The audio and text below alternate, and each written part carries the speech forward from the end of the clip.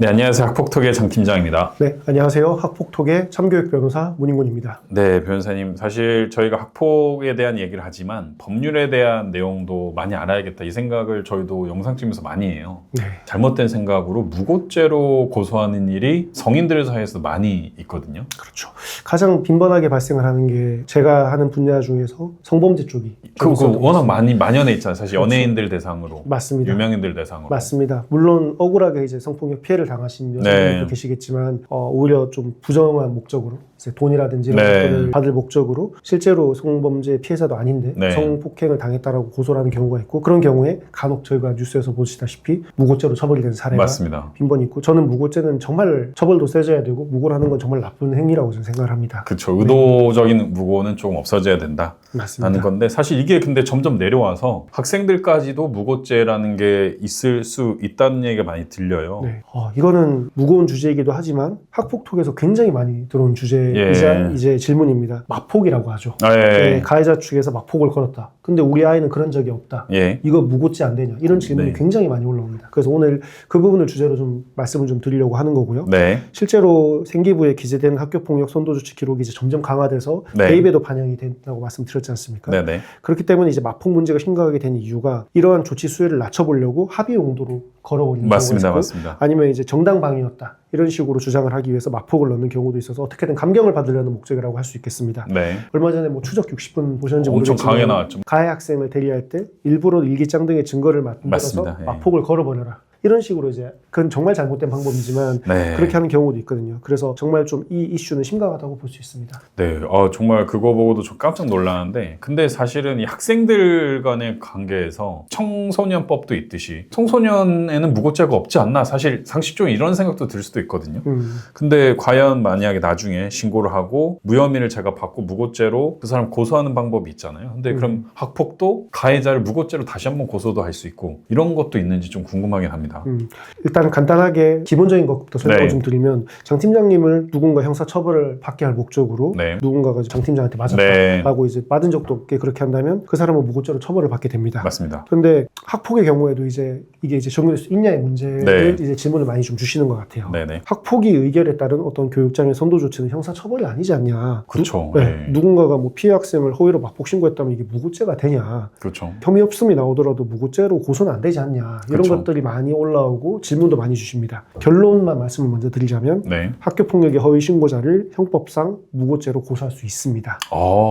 무고의 개념이 혹시 궁금하긴 한데, 형법 156조에 이제 무고죄에 대해서 규정을 하고 있고요. 천천히 좀 읽어드리면, 이제 무고죄라는 것은 타인으로 하여금 형사처분 또는 징계처분을 받게 할 목적으로 공무소 또는 공무원에 대해서 허위의 사실을 신고한 자를 처벌하는 것입니다. 즉 학폭의 조치도 여기에 있는 징계 처분에 해당하기 때문에 무고죄로 고소를 할 수 있는 것이죠. 그러면 학폭 허위 신고한 사람도 무고죄로 고소할 수 있다. 이게 핵심이네요. 그렇습니다. 맞습니다. 근데 여기에 법조문 뒤에 공무소 또는 공무원에 대해서 학폭 신고를 하는 것도 여기에 해당이 좀 되는 건가요? 그렇죠. 지금 지적을 굉장히 잘 해주셨는데 그럼 뒷부분에 나오는 이게 공무소 또는 공무원 이 부분까지 같이 고려가 돼야 되지 않냐. 왜 앞부분만 가지고 이제 된다고 하시냐라고 하지만, 이제 형법상 어떤 죄에 해당하는지 보기 위해서는 장 팀장님 말씀처럼 그 문장의 단어 하나하나의 요건에 맞는지를 확인을 해야 됩니다. 이건 이제 법을 대하는 기본적인 태도고 조문을 해석하는 기본적인 방법입니다. 관련 사례를 하나 이제 말씀을 드리겠습니다. 제가 서울에서 변호사로 활동을 하려면 서울지방변호사회에 가입을 해야 됩니다. 이제 각 지방마다 지방 변호사회가 있습니다. 얼마 전에 노쇼 사건으로 무리가 있었던 변호사가 한 명 여자 변호사분 계시죠. 그분이 계시는데, 그분이 이제 결국에는 피해 학생의 부모가 변호사가 노쇼 재판 미출석으로 인해서 패소를 했으니까 변호사 윤리를 위반을 했다. 그러니까 이 사람을 징계해달라고 해서 서울지방변호사협회에 신고를 했고요. 그리고 대한변호사협회가 이 노쇼 변호사에 대해서는 1년의 자격 정지 처분을 했었습니다. 마찬가지로 예를 들면 누군가 저한테 서울변호사협회 참교육 변호사가 뭐 변호사 윤리를 위반했으니 징계해주세요라고 민원을 넣습니다. 실제로 그런 사실이 없는데도 불구하고 그럼 이게 만약 허위 사실이라면 제가 이 사람을 과연 무고죄로 고소할 수 있을지. 그럼 공무소 공무원에 대해서 신고했다고 볼 수가 있을까요, 장 팀장님? 공무원은 아니시지 않나요? 그렇죠. 하지만 이 사람을 무고죄로 고소할 수 있습니다. 장 팀장님이 지금 말씀하신 게 틀린 게 아니라 일반인들은 다 이렇게 생각을 하죠. 이 쟁점에 대해서도 법원에서도 많이 판결을 해서 정리를 좀 하고 있는 부분이긴 한데 결론만 말씀드리면 법원에서의 징계 처분은 공법상의 어떤 특별한 권력관계에 기인을 해서 질서 유지를 하기 위해서 이루어지는 처분 일체를 의미를 하고 이때 공무소 또는 공무원이란 징계권자 또는 징계권 발동을 촉구하는 직권을 가진 자, 그 감독기관 또는 소속 구성원들이라고 말할 수 있습니다. 그럼 정리를 이제 해보면 이 변호사협회도 공익적 지위에 있는 공법상 특별 권력 관계가 있습니다. 그래서 서울지방변호사에도 공무소 공무원에 포함이 되는 것입니다. 개인이 아니고 그 협회 자체가 그렇죠. 그러면 이걸 이제 학폭에 대입을 한번 해보겠습니다. 학폭을 학교에 신고한 경우에도 학교가 학폭이 개최를 요구하여서 교육지원청에 징계를 요청을 하지 않습니까? 맞습니다. 그 공법상의 특별한 권력 관계에 의해서 학교도 공무원 또는 공무소로 볼 수 있는 겁니다. 그럼 진짜 사립학교에서의 학폭 허위 신고하는 경우도 마찬가지일 수 있겠네요. 그렇죠. 사립학교의 경우에도 이제 이건 조금 더 딥하게 들어가는 개념이긴 하지만 공무를 위임해서 수탁받았다. 사립학교에서요? 그래서 공무수탁 사인의 일종으로 봐서 역시 사립학교의 경우에도 공무소 또는 공무원으로 볼 수 있는 것입니다.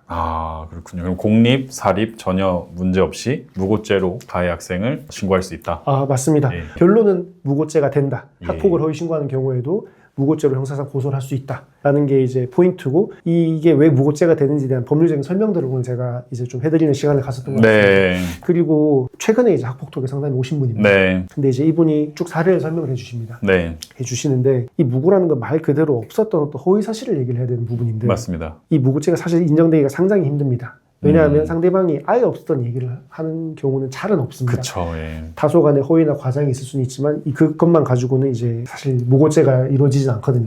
자기 입장에서 그렇게 생각할 수 있고 주관적으로 진술을 했던 부분에 대해서까지 이제 통제를 할 수는 없는 것이니까요. 그래서 사실 무고죄가 되는 경우는 정말 명백하게 허위인 경우여야지 이루어질 수 있기 때문에 실무상으로는 되게 힘듭니다. 그래서 학폭독 여러분들께서도 정리를 하실 때 정말 이 사람이 무고죄라고 생각을 하면 무고죄로 신고는 할 수 있지만 정말 허위 사실임이 명백했을 때 그 무고죄 신고를 해서 또 조사를 또 하지 않습니까? 그 또 기관과 또 에너지 소모, 감정 소모, 비용 소모 결과에서 또 무고죄가 무혐의나 이제 무죄가 나와버리면 또 굉장히 힘들어지기 때문에 이 무고죄 신고는 굉장히 좀 신중하셔야 되고 명백한 증거라든지 어떤 준비가 되셨을 때 이 사람한테 꼭 해야겠다라고 생각을 했을 때 하시는 게 맞다고 저는 말씀드리고 싶습니다.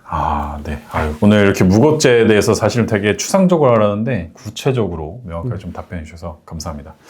오늘 영상에서 마치겠습니다. 감사합니다.